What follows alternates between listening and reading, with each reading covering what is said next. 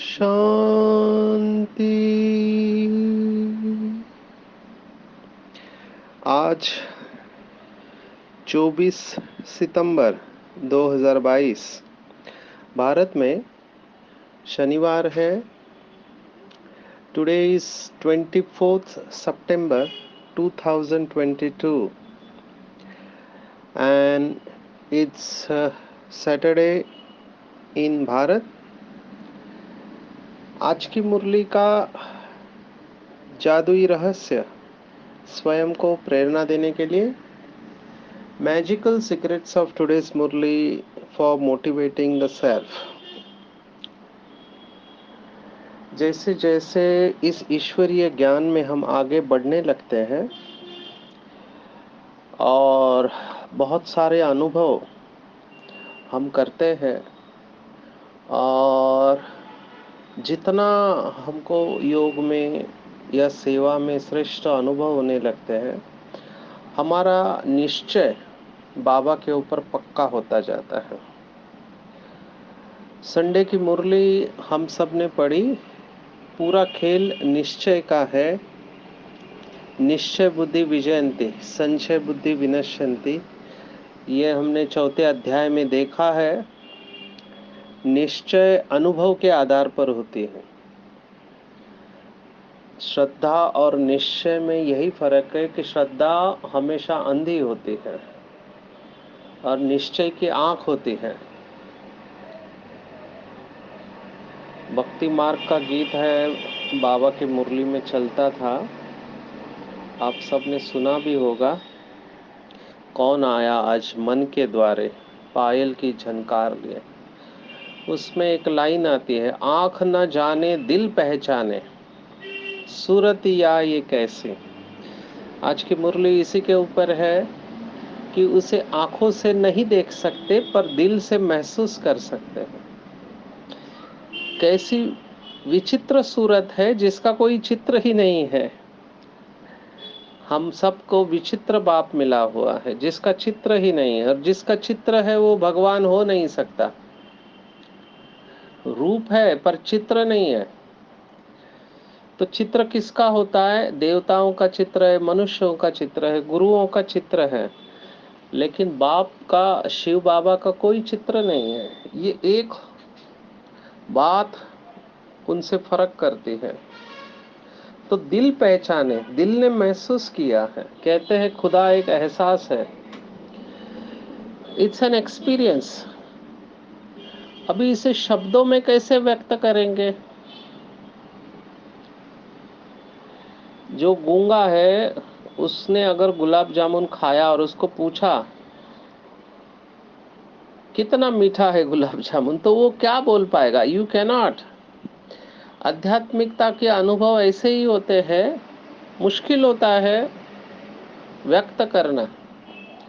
आज जो बात बाबा ने कही है, बहुत सारी बातें आई है। चौथे अध्याय में निश्चय बुद्धि है। फिर 9वें अध्याय की बात बाबा ने कहा, न तो मैं मनुष्य हूं न देवता हूं।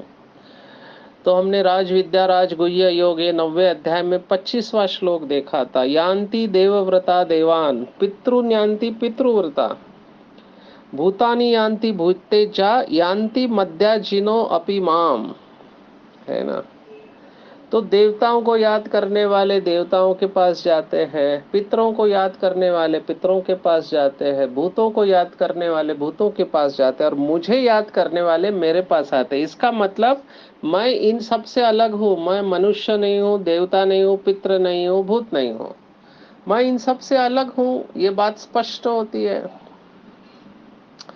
फिर आज और एक बात आई जो विराट रूप का दर्शन है, 11वां अध्याय, जिसमें अर्जुन कहता है कि बस करो, मैं अब और सहन नहीं कर सकता। जिसका भक्ति मार्ग में अतिशयोक्ति किया गया है। जो आरती है जैसे बाबा ने कल कहा ना भगवान कौन है, तो कहते हनुमान भगवान है, तो गणेश भी भगवान है, सब भगवान है। तो गणेश की आरती में ये आता है, सूर्य कोटि समप्रभ वक्रतुंड महाकाय सूर्य कोटि समप्रभ। तो ये सूर्य कोटि समप्रभ, इतना वो प्रकाशवान है। ये बात भक्ति मार्ग में बहुत समय से सुनी हुई है। तो ये यथा माम प्रपद्यन्ते ताम्स तथैव भजाम्य हम, जाकी रही भावना जैसी प्रभु मूरत देखी तिन तैसी, है ना। तो जैसी भावना है वैसा साक्षात्कार होता है। तो फिर वो कहते कि बस करो, अभी हम सहन नहीं कर सकते। अभी ये सब साक्षात्कार बाबा कराते हैं, ऐसे बाबा ने कहा हुआ है।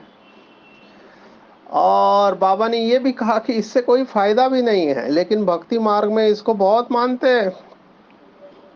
अगर किसी को लक्ष्मी नारायण का साक्षात्कार हो जाए तो वो समझते हैं हम पहुंच गए, लेकिन बाबा कहता है साक्षात्कार से कोई फायदा नहीं है, क्योंकि साक्षात्कार आपको दिखाया इसलिए जाता है कि आप वैसे पुरुषार्थ करो, लेकिन आप बन तो नहीं गए ना। तो ये श्रद्धा और निश्चय में ये फर्क है, भक्ति और ज्ञान में ये फर्क है। भक्ति में भावना होती है, भावना गलत नहीं है, लेकिन भावना के साथ विवेक भी होना चाहिए, भावना के साथ विवेक भी होना चाहिए। केवल भावना नुकसान करती है, केवल विवेक भी नुकसान करता है।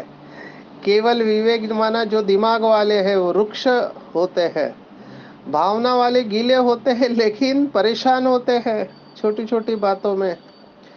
तो भावना और विवेक का संतुलन चाहिए। बाबा ने ये भी संडे की मुरली चलाई थी, ज्ञान युक्त भावना और स्नेह युक्त योग।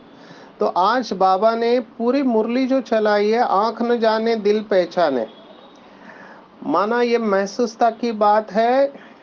बाबा ने एक मुरली में कहा था कि श्रीमद् भगवत गीता का पहला अध्याय है मैं कौन, माना अहम आत्मा, ये पहला अध्याय है। और 18वां अध्याय है नष्टो मोहास्मृतिर्लुब्धा। तो बाबा ने कहा पहला अध्याय है विधि और 18वां अध्याय है सिद्धि। एक्चुअली इस समय की जो वर्तमान लौकिक भगवत गीता है उसमें पहले अध्याय में आत्मा का ज्ञान आता ही नहीं है। पहले अध्याय में तो केवल अर्जुन रोता रहता है ये मेरे काका चाचा मामा है, इनको मारने से अच्छा है मैं भीख मांगकर जीऊंगा, कुल धर्म हो जाएगा, स्त्रियां दूषित हो जाएगी वगैरह वगैरह। तो उसका रुदन ही बताया हुआ है, विलाप बताया, दुख बताया है। इसीलिए आदि शंकराचार्य ने श्रीमद् भगवत गीता के ऊपर जो टीका की है वो उसमें पहला अध्याय इंक्लूड ही नहीं है। हो सकता है जैसे बाबा ने कहा मुरली में कि पहला अध्याय जो आज का दूसरा अध्याय है वो भगवत गीता का पहला अध्याय रहा हो। जैसे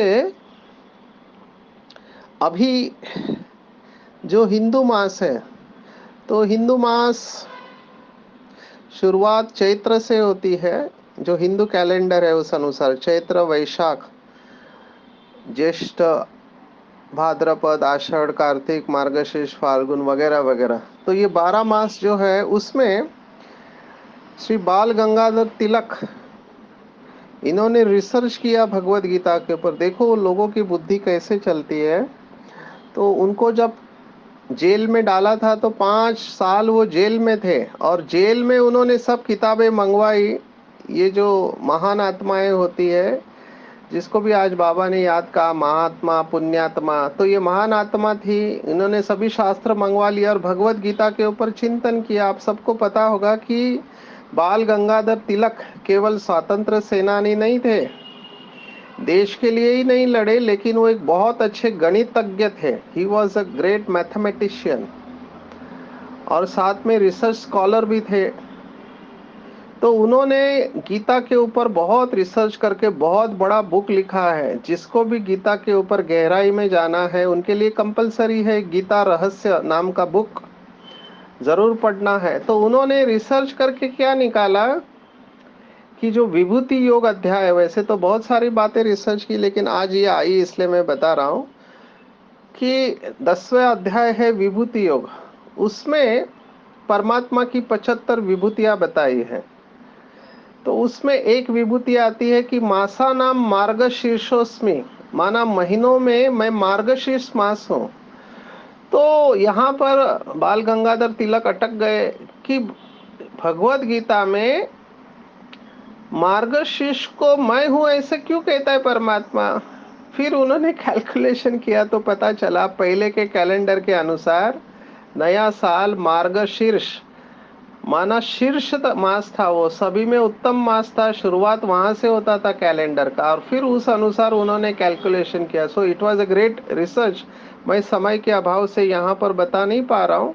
ऐसे ही बाबा ने जो मुरली में कहा कि पहला अध्याय है मैं कौन या मैं आत्मा हूँ, और 18वां अध्याय नष्ट मोह स्मृति लब्धा। तो ये जो पहला अध्याय बाबा कहते हैं वो आज का दूसरा अध्याय है, क्योंकि आत्मा का परिचय दूसरे अध्याय में सांख्य योग में 23वां श्लोक है, नैनम छिंदन्ते शस्त्राणि नैनम दहति पावका न चैनम क्लेदयन्त्यापो न शोषयति मारुता। ये दूसरे अध्याय में आता है, लेकिन हो सकता है कि जब ये भगवत गीता लिखी गई उस समय पहले अध्याय में आया हो, हमको नहीं पता। लेकिन इसके पीछे का भाव ये है कि जब तक, आज की पूरी मुरली इसके ऊपर है कि जब तक हम आत्मा का अनुभव नहीं करते हैं तब तक कुछ नहीं हो सकता। बहुत सारे भाई बहनों का मेरे पास एक ही कंप्लेंट रहता है कि हमको योग में अनुभव नहीं होता है, बुद्धि एकाग्र नहीं होती या संस्कार परिवर्तन नहीं होते। वो तब तक नहीं होंगे जब तक हम आत्मा का अनुभव नहीं करेंगे। और हम सब ने हिस्ट्री में पढ़ा है, आप सब जानते हैं पुराने बाबा के बच्चे, कि ब्रह्मा बाबा ने इसके ऊपर बहुत मेहनत ली, कॉपियां की कॉपियां भरते थे। मुझे पता नहीं आज कौन इतनी मेहनत करते हैं पीछे आने वाले, कि मैं आत्मा हूँ, जशोदा आत्मा है, फलानी आत्मा है। तो जो भी घर के सदस्य थे उन सबको वो आत्मिक रूप में देखते थे, तो उन्होंने शुरुआत में कॉपियों की कॉपियां भर दी। कितना अभ्यास किया होगा। तो ये आत्मा का अभ्यास जितना हमारा पक्का होते जाएगा उतना हम शिव बाबा से शक्ति ग्रहण कर पाएंगे, क्योंकि शिव बाबा शरीर का पिता नहीं है। होता क्या है, मेजॉरिटी भाई बहने शरीर भान में रहकर शिव बाबा को याद करते हैं। अभी मुख से भी बाबा बाबा बोलने की जरूरत नहीं है, बाबा ने कहा, क्योंकि जब आप मुख से बाबा बाबा बोल रहे हैं, अगर देह भान में बोल रहे हैं तो कोई फायदा नहीं है। तो फिर वो भक्ति मार्ग की तरह हो गया, राम राम राम राम करते रहते हैं, संस्कार परिवर्तन नहीं होंगे। भक्ति मार्ग में केवल परमात्मा का नाम लेते हैं। दो शब्द है, एक सिमरन और स्मृति। तो भक्ति मार्ग में जो कहते हैं सिमर सिमर सुख पाओ, ये भी आया था मुरली में, सिमर सिमर सुख पाओ और सिमर सिमर दुख पाओ, दोनों है। तो बाबा अभी कह रहा है कि जब आप कोई संकल्प करते हो तो उसमें स्थित हो जाना चाहिए, स्थित हो जाना, उसका स्वरूप बनना। पर वो क्यों नहीं बन पाते हैं? क्योंकि बुद्धि उसको एक्सेप्ट नहीं करती है, स्वीकार नहीं करती है। और बुद्धि क्यों नहीं एक्सेप्ट करती है उस संकल्प को? क्योंकि बुद्धि स्वच्छ नहीं है, बुद्धि अस्वच्छ है। जो रॉन्ग और राइट जजमेंट की बात आ रही है मुरली में 2 दिन से, वही है। बुद्धि जजमेंट देती है और वो भी रॉन्ग जजमेंट देती है, पता ही नहीं चलता कि ये माया का वार है। तो बहुत सारे भाई बहने बुद्धि अस्वच्छ होने के कारण, पतित होने के कारण, मोटी होने के कारण या उसके ऊपर मैल चढ़ जाने के कारण उनको अनुभव नहीं होता है। तो बुद्धि को रोज घिसना है। जैसे बर्तन के ऊपर मैल जमती है, जो भी किचन में सेवा देते हैं उनको पता है कि बर्तन को अंदर से अच्छी तरह से घिसना होता है। तो अंदर से बुद्धि को घिसना पड़ेगा। कैसे घिसेंगे? तो जो भी मुरली में पॉइंट्स आते हैं उसके ऊपर मनन चिंतन करना है। जितना मनन करते जाएंगे उतना बुद्धि स्वच्छ होते जाएगी, और जितना बुद्धि स्वच्छ होगी उतना अनुभव होगा। तो कहने का भाव ये था कि जब तक आत्मा का अनुभव नहीं है तब तक शक्तियों का अनुभव नहीं हो सकता, और जब तक शक्ति नहीं है तब तक कुछ नहीं कर सकते आप, संस्कारों के ऊपर विजय प्राप्त नहीं कर सकते। कल भी बाबा ने कहा था ना, मन कहता है ये करो वो करो, बुद्धि जब तक उसको परमिशन नहीं देती तब तक कुछ नहीं हो सकता। तो मन में तूफान आएंगे क्योंकि कर्म किए हुए हैं। जैसे किसी को काम विकार बहुत सताता है, तो बहुत बार काम का संकल्प किया है या कर्म किए हैं, तो वो इमर्ज होगा, मन में थॉट आएगा। लेकिन अगर बुद्धि स्वच्छ होती जाती है, जितना पवित्र होते जाती है, तो वो उसको रिजेक्ट कर देती है।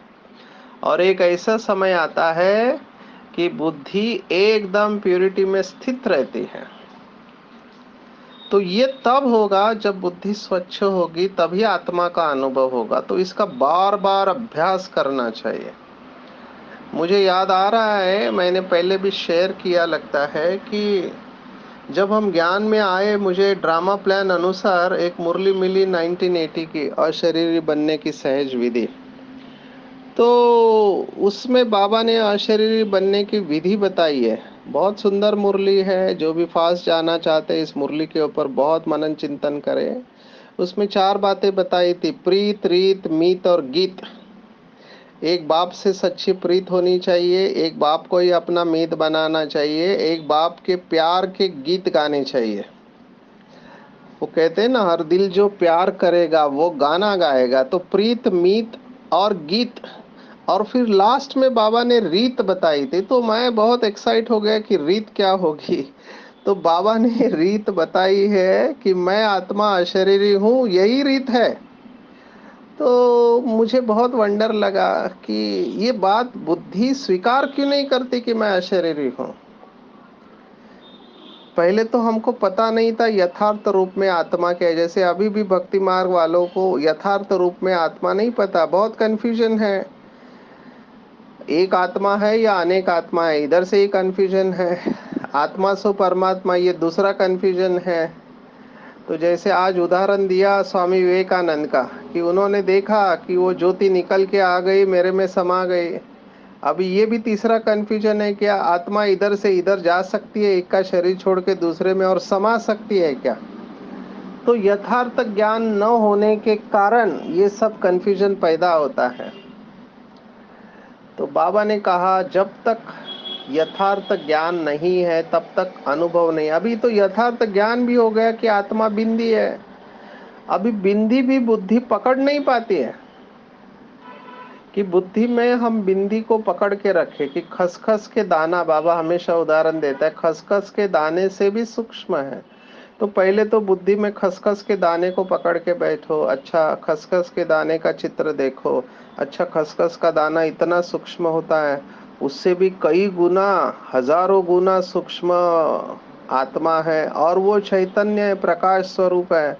अभी इस चित्र को खसखस के दाने से कई गुना सूक्ष्म है, और वो चैतन्य है, चमकता है। इस बात को आप पकड़ के रखेंगे बुद्धि में, कितना देर तक पकड़ के रखेंगे? तो उतना ही देर तक बुद्धि में इसको पकड़ के रखेंगे जितनी बुद्धि आपकी शक्तिशाली है। कमजोर बुद्धि वाले इस बात को पकड़ नहीं सकते बुद्धि में, क्योंकि बिंदी खिसक जाती है, नहीं रह सकते। उसी के बुद्धि में रहेगी जिसके अंदर प्यूरिटी है और जिसने बहुत काल का अभ्यास किया हुआ है। उसी के अंदर ये एकाग्रता की शक्ति से, जो बाबा कहता है ना, जब चाहे जितना समय चाहे हम मन और बुद्धि को एकाग्र कर सके। ये प्रैक्टिकली नहीं इसलिए होता है क्योंकि बुद्धि भटक रही है।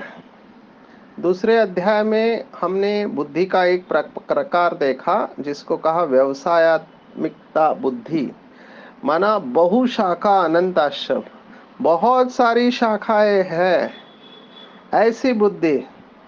आज हम ये प्रैक्टिकल में घर घर में देख रहे हैं। कंफ्यूज होते हैं कि घर में कौन से पर्दे लगाए, चप्पल कौन से पहनो, ड्रेस कौन सा पहनो, क्योंकि बहुत सारी चीजें हो गई। तो बहुत जहां पर होता है वहां पर बुद्धि के ऊपर प्रेशर आता है चॉइस करना। तो कई लोग निर्णय नहीं ले पाते हैं क्योंकि बहुत सारे ऑप्शंस अवेलेबल है। जब आपके पास कोई ऑप्शन ही नहीं है तो बुद्धि ज्यादा उसमें जाएगी नहीं। बाबा ने इसमें बचाने की कोशिश की। बाबा ने सफेद ड्रेस क्यों दिया? क्योंकि आपको कलर, हम सब जानते हैं। अभी कोई भी बहन साड़ी लेने जाती है तो एक साड़ी, मैं ये वर्कशॉप में सवाल पूछता हूँ कि माताओं बहनों को कलर साड़ी लेने में कितना टाइम लगता है, मिनिमम कितनी साड़ियाँ देखने चाहिए? तो कहा एवरेज हम 50 से 100 साड़ियाँ देखते हैं, तब कहीं जाके हमको एक साड़ी पसंद आती है। इसके ऊपर भी स्टडीज हुए हैं कि बहनें और माताएं, लौकिक की बात कर रहा हूँ, ज्ञान की बात नहीं, लौकिक में ड्रेस पहनने के ऊपर कितना सोचते हैं। 2 मिनट में मैं तैयार होती हूँ करके कितना टाइम लेते हैं, ये सब वर्कशॉप में बातें हमको आती है। तो बुद्धि क्या करती है? डिसीजन नहीं ले पाती है। बहुत शाखाओं में बुद्धि विभाजित हुई है और मैचिंग मैचिंग के चक्कर में बहुत सारी बातें रहती है। कितने जूते होने चाहिए, कितने चप्पल होने चाहिए? तो ये क्या है? बुद्धि के ऊपर प्रेशर है, बुद्धि को काम बहुत है, तो बुद्धि कमजोर हो गई है, कमजोर हो गई। बहुत सारे थॉट्स चल रहे हैं, उसमें भी बुद्धि कमजोर हो गई है। जैसे किसी ने मुझे कहा टेंशन शब्द, अभी टेंशन के ऊपर ही हम ज्यादा वर्कशॉप लेते हैं, तो टेंशन का अर्थ बताया किसी ने, बहुत मजेदार अर्थ बताया। टेंशन में दो शब्द है, टेन और सन। टेन माना 10 और सन माना बच्चे। अभी 10 बच्चे हो गए तो टेंशन तो होगा ही। अब ये कौन से 10 बच्चे हैं? तो हमारे विचार, जो हम कम समय में 10-10 विचार पैदा करते हैं। अभी 10 विचारों के ऊपर एक साथ फोकस नहीं होता है। कई सारे विचार ऐसे ही चलते रहते हैं, जिसको व्यर्थ कहा, बिना अर्थ के चलते रहते हैं। बैठे, मुझे स्टोरी याद आ रही है कि एक गुरु को शिष्य ने पूछा कि मैं भी साधना करता हूँ, तुम भी साधना करते हो, तुम्हारे और मेरी साधना में क्या फर्क है? तो गुरु ने बहुत अच्छा जवाब दिया कि जब मैं खाना खाता हूँ तो केवल खाना खाता हूँ, लेकिन तुम जब खाना खाते हो तो खाना नहीं खा रहे होते, बहुत कुछ कर रहे होते। माना दूसरे भी विचार बहुत चलते हैं। मैं जब पढ़ता हूँ तो केवल पढ़ता हूँ, मेरी बुद्धि इधर उधर नहीं जाती, लेकिन तुम जब पढ़ते हो तो तुम पढ़ नहीं रहे होते, बहुत सारे सपने देख रहे होते हैं। मैं जब सोता हूँ तो केवल सोता हूँ, फिर और कुछ नहीं चलता है, लेकिन तुम जब सोते हो तो तुम रियली नहीं सोते हो, तुम अशांति में सोते हो। तो ये फर्क है, और ये प्रैक्टिकली इस समय की बात है। तो बाबा ने आज ये बात टच की है, तो आत्मा का अभ्यास बहुत करना चाहिए। और बाबा ने और एक बात अच्छी बन गई का बताई है कि सब पुरुषार्थी बच्चे किस गुह्य राज को जानते हैं। ये बहुत गुह्य राज है, और बाबा ने थोड़ा कान भी खींचा है। कई लोग समझते हैं हमारी अवस्था अच्छी है, हम संपूर्णता के नजदीक है, वगैरह वगैरह। बाबा ने कहा, आज तो बाबा ने बहुत तगड़ा शब्द इस्तेमाल कहा। बाबा ने कहा अगर कोई दिन रात भी बैठकर याद करे तो भी नहीं हो सकता, और हो भी गए तो कहाँ जाएंगे, है ना? सूक्ष्म वतन में बैठना पड़ेगा, क्योंकि ब्राइड ग्रूम ही नहीं गया, माशूक शिव बाबा ही नहीं गया वापस, तो आप सब कैसे जाएंगे? नहीं जा सकते। तो भक्ति मार्ग की मान्यता है कि जो भी संपूर्ण अवस्था के पास पहुंचते हैं तो वो मुक्ति में चले जाते। बाबा ने यह बात आज कही है कि अगर आप संपूर्ण बन जाए तो शरीर आपका छूट जाए, और शरीर छूटे तो सूक्ष्म वतन में बैठना पड़ेगा। इसका मतलब हमको बहुत पुरुषार्थ अभी करना बाकी है, मियाँ मिट्ठू नहीं बनना है। अभी इसको मैं थोड़ा अलग तरीके से भी सोच रहा था कि संपूर्ण नहीं बने, इसका मतलब क्या है? इसका मतलब अभी तक अपूर्ण है। दो शब्द है, संपूर्ण और अपूर्ण। अभी संपूर्ण व्यक्ति से गलतियां नहीं होती, जैसे बाबा संपूर्ण है, बट अपूर्ण व्यक्ति से गलतियां होती है। तो ये बात मुझे खास करके रिलेशनशिप्स में बहुत मदद देती है कि जब तक व्यक्ति संपूर्ण नहीं है तब तक उससे गलतियां होती रहेगी, और हमको ऐसी आत्माओं को स्वीकार करना चाहिए। नहीं तो होता क्या है, ज्ञानी तो आत्माओं से बहुत अपेक्षा रहती है, स्पेशली जो पुराने हो जाते हैं उनसे बहुत अपेक्षाएं रहती है, और वो कोई गलती करते हैं तो हम उनको स्वीकार नहीं कर पाते हैं। तो हमको ये हमेशा ध्यान में रखना चाहिए कि कोई संपूर्ण बना नहीं है, पुरुषार्थी है, और संपूर्ण नहीं बना है इसलिए वो यहाँ पर है। अगर संपूर्ण बन जाए तो उसका शरीर छूट जाए। तो संपूर्ण नहीं बना मतलब अपूर्ण है। मतलब उससे परसेंटेज में भी गलती हो सकती है। जो बाबा ने कहा ना कि कई बच्चे कहते हैं महारथी भी गलती करते हैं, तो हमने गलती किया तो क्या होगा, तो दूसरे के गलती को अपने को गलती करने के लिए जस्टिफाई या सहारा बना लेते हैं कि वो भी गलती करता है, मैंने किया तो क्या हुआ। ये रॉन्ग है। बाबा ने कहा महारथी अगर गलती करता है तो उस समय वो महारथी नहीं है, बाबा ने कहा। लेकिन महारथियों का निश्चय का फाउंडेशन पक्का है, तो बाबा उनको एक्स्ट्रा मार्क्स देके पास करा देगा और आप देखते रह जाओगे, ऐसे बाबा ने एक मुरली में कहा था। तो ये मैं इसलिए कह रहा हूँ क्योंकि जो निगेटिव इमोशंस मेरे पास ज्यादातर पेशेंट जो आते हैं वो नकारात्मक भावना लेकर आते हैं, या क्रोध की भावना होती है, या निराशा की भावना, अकेलापन की, वगैरह वगैरह। ज्यादातर निराशा और क्रोध की या चिंता की भावना रहती है, डर की भावना भी रहती है। तो निगेटिव इमोशंस तभी आते हैं जब हम अस्वीकार करते परिस्थिति और व्यक्तियों को। इमोशन का इक्वेशन है, भावनाओं का इक्वेशन क्या है कि जब भी आप परिस्थिति और व्यक्ति को संपूर्ण रूप से स्वीकार नहीं करते तब आपकी भावनाएं नकारात्मक होगी, और जब आप परिस्थिति और व्यक्ति को संपूर्ण स्वीकार करेंगे तब आपकी भावना सकारात्मक होगी। आप चेक करना, जब भी हमारी भावनाएं निगेटिव होते हैं, कहीं ना कहीं हम अस्वीकार करते हैं कि ऐसा नहीं होना चाहिए, या इसको ऐसा नहीं करना चाहिए, मेरे साथ ही ऐसा क्यों हुआ, वगैरह वगैरह। विस्तार बहुत है, पर bottom line is non acceptance. तो non acceptance negative emotion, acceptance positive emotions. इसी को बाबा ने कहा ड्रामा कल्याणकारी है। जो हुआ बहुत अच्छा, जो हो रहा है बहुत अच्छा, जो होने वाला है वो और भी अच्छा होगा। लेकिन ये बात समय पर भूल जाते हैं। We resist the change.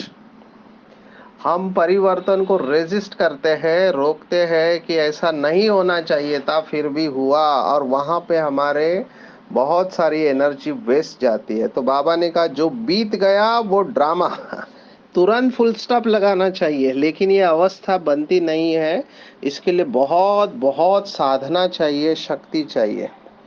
तो ये बात राज बाबा ने बताया कि जब तक संपूर्ण नहीं बने तब तक शरीर रहेगा। तो साक्षात्कार की आश नहीं रखनी है, क्योंकि साक्षात्कार से कुछ भी प्राप्ति नहीं है। निश्चय करना है मैं अति सूक्ष्म आत्मा हूँ, और बीमारी में भी बाप की याद में रहना है। बाबा से ये दरख्वास्त नहीं करने कि बाबा मेरी बीमारी ठीक कर दो, क्योंकि बाबा ने स्पष्ट कहा ये तुम्हारा कर्म भोग है, तुम डॉक्टर के पास जाओ। बाबा अगर एक का ठीक करेगा तो सबका करना पड़ेगा। देखो ब्रह्मा बाप की खांसी ठीक नहीं हुई, मम्मा का कैंसर, बहुत सारी बीमारियां बाबा ने ठीक नहीं की। उन्होंने योग बल से कर्म भोग के ऊपर विजय प्राप्त किया। तो हमको भी कर्म योग से कर्म भोग के ऊपर विजय प्राप्त करना है। तो ये चारों ही बल बाबा ने आज बताए हैं, साइंस का, राज्य का, भक्ति का और ज्ञान योग का। तो जिसके पास ज्ञान योग का बल है वो माया पर सदा के लिए विजयी बनते हैं, और जिसके पास ज्ञान योग का बल है उनके आगे माया भी क्या है, पेपर टाइगर है। तो माया की शक्ति कुछ भी नहीं है, और ऐसी मायाजीत अपना आत्माएं कभी स्वप्न में भी हार नहीं खा सकती। बाबा बहुत कॉन्फिडेंटली कह रहा है कि ज्ञान योग के बल में इतनी ताकत है कि स्वप्न भी सुख स्वरूप होंगे, सतयुग के होंगे। तो सदा ये स्मृति रखना है कि हम योग बल वाली आत्माएं सदा विजयी है और विजयी रहेंगे। तो जितना जितना ये योग बल हम जमा करेंगे, आधी घड़ी, एक घड़ी, जितना भी आपको टाइम मिले, बाबा की याद में बैठ जाना चाहिए। केवल खाली दिन रात वो भी नहीं, ठीक नहीं है। एक आत्मा की याद आ रही हो, रात भर जाग के योग करता था, अभी इतना उसने योग किया, बस कर्मातीत बनना है, धुन लगा दी। लेकिन उसने बैलेंस नहीं रखा तो ब्रेन के ऊपर असर आया, और फिर उसको बहुत सारी दवाइयाँ चालू हुई, और आज वो कुमार थे लेकिन फिर शादी हो गई, फिर गैप हो गया, फिर ऐसा सब हुआ। तो बैलेंस में चलना है, अपनी शक्ति को धीरे धीरे बढ़ाना है। लेकिन कहने का भाव ये था, कर्म करते समय कर्म के बंधनों से मुक्त रहेंगे योग बल से, वही फरिश्ते बनते हैं। तो आज दिन भर में अभ्यास करेंगे कि मैं आत्मा हूँ, मेरे घर में जो भी है आत्मा है, जिसके ऊपर दृष्टि पड़े वो भी आत्मा है। इसको पक्का करना है, एकदम पक्का करना है और संपूर्णता की तरफ जाना है। लोगों को स्वीकार करना है, परिस्थिति को भी स्वीकार करना है। मुझे किसी से कोई शिकायत नहीं, ड्रामा कल्याणकारी है। अब तक ड्रामा में जो कुछ भी हुआ, ड्रामा को वैसे ही होना चाहिए था। और मैं बाबा को याद करके, आत्मा समझ के, बाबा को अपना बच्चा और पोतरा समझकर चले। यही मेहनत है और ये मेहनत हम करेंगे तो जल्द ही जो बाबा चाहता है, कर्म बंधन मुक्त फरिश्ते हम बन जाएंगे। अच्छा, ओम शांति।